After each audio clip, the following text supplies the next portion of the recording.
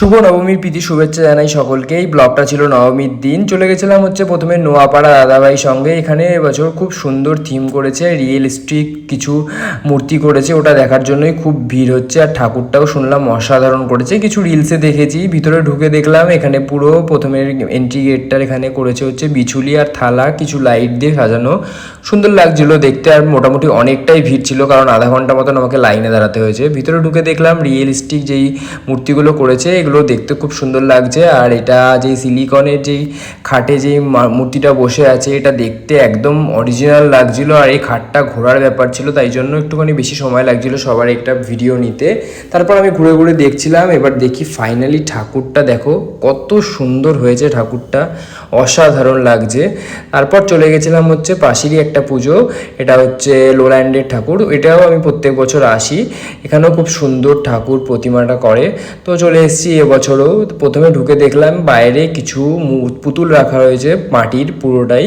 তারপর ভিতরে ঢুকে দেখলাম এখানে ইয়েলো কালারটাকে বেশি ফুটিয়ে তোলা হয়েছে, চারিদিকে দেখো এরকম ইয়েলো কালার দিয়ে সাজানো হয়েছে, খুব সুন্দর লাগলো। এখানে হাতির কিছু সাইন করা হয়েছে, সিম্বলটাও খুব সুন্দর লাগলো এখানে।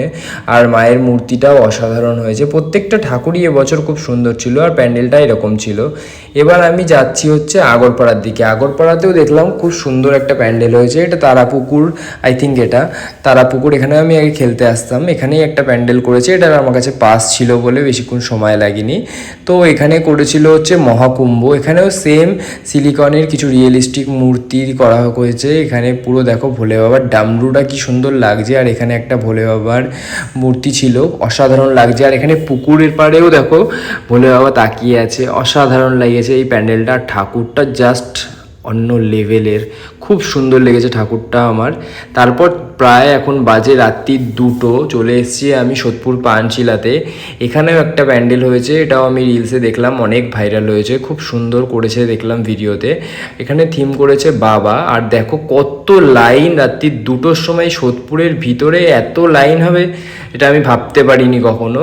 তো চলো, কিছু করার নেই, মেনে নিতে হবে, পুজো একবারই আসে, সবাই মজা করছে, আনন্দ করছে। ভিতরে ঢুকে দেখলাম খুব সুন্দর করেছে থিমটা। আর প্রত্যেকটা চরিত্র আর প্রত্যেকটা যেই ফটো দিয়ে সাজিয়েছে প্রত্যেকটা মনে গেঁথে যাচ্ছিলো। আমিও জুতো পরতে পারতাম না, বাবা বেঁধে দিত।